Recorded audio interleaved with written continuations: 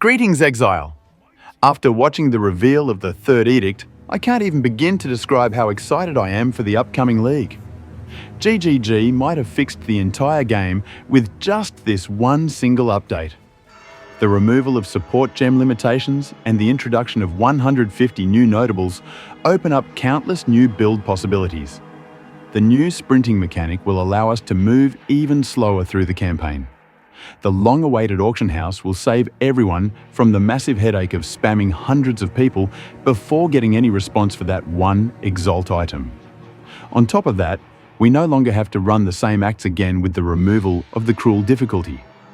I'm especially excited to try the new Act 4 and the 3 interludes, which might finally make leveling exciting again. We'll also get to enjoy a league from POE 1 with a whole new twist, plus gain access to powerful new crafting options. And honestly, there's so much more to talk about. But if I keep going, I'll never stop. So before I start rambling again, let's talk about why you should consider League starting as a Titan, let alone trying out my Bleed Bonk build. As you've seen, both the Warbringer and Blacksmith of Kitava have been hit with the Nerf hammer, while Titan remains unchanged. With the removal of OP uniques such as the Deepest Tower Shield, fewer players will play Warrior, which means even decently rolled Warrior items will be cheap. Meanwhile, items for popular classes like Deadeye will be expensive since more people are following in the footsteps of their favorite streamers. We also know there will be 150 new notables, which means many new small nodes leading to them. Since Titan has the hulking form node, increasing the effect of all small passive nodes by 50%, this can be huge for any skill you want to try. Now, why my Bleed Bonk Titan? I made this build last league and cleared all content, including the hardest boss in PoE 2, without using any crazy expensive rares or OP uniques. We even made a silly video about it, which makes it perfect for league start when most players are on a budget. I also have a Mobalytics guide from start to finish, but with all the big changes to gems and mechanics, I wouldn't call it fully viable for the upcoming league. Although, I will update the guide after league start as soon as I can. If you still want to check it out for reference, I'll leave the link in the description. Now let's talk about how the upcoming changes will affect our build, whether they're buffs or nerfs. First, let's start with a bug fix coming in the next patch.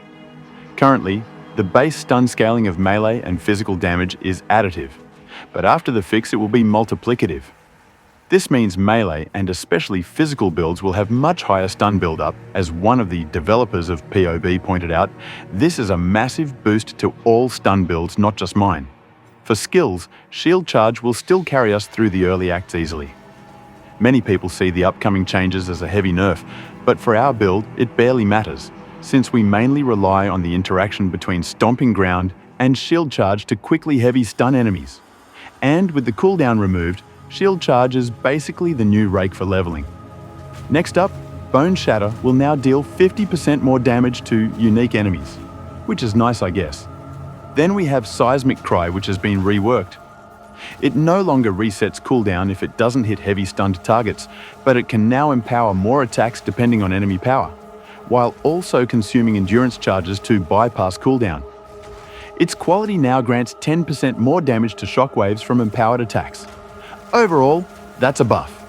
Rolling Slam is next. Its base attack time has gone up, but it no longer has a reduced attack speed penalty. This means with just a little attack speed scaling, the skill will feel much smoother and faster to use. Lastly, Hammer of the Gods. The only real change is the duration of retained glory, which doesn't matter much for us since we use it as soon as we have enough glory anyway. The real problem with this skill is always the same. While it hits insanely hard, it requires us to heavy stun the enemy first, which is rough against pinnacle bosses with huge stun thresholds. But the new patch finally gives us a solution. A new unique mace will let us heavy stun any enemy that's on full life, giving us instant glory gain. That means we can drop the massive hammer right at the start of the fight.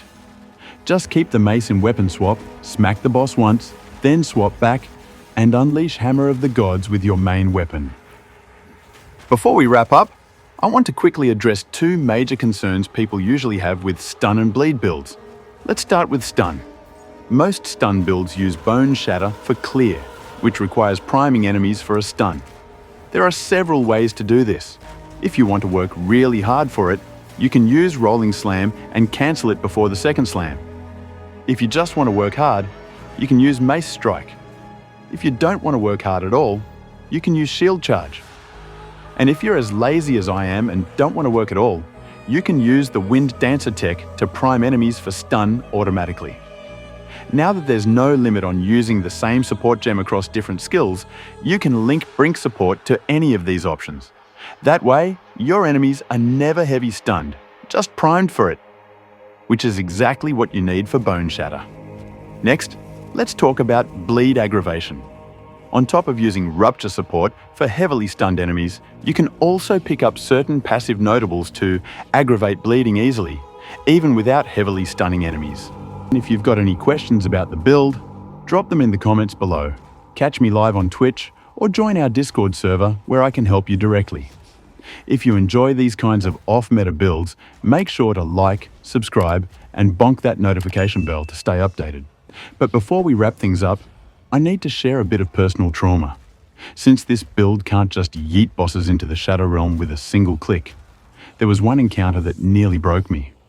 Not only was it a nightmare to find, but when I did, it took me over 2 weeks to finally bring him down.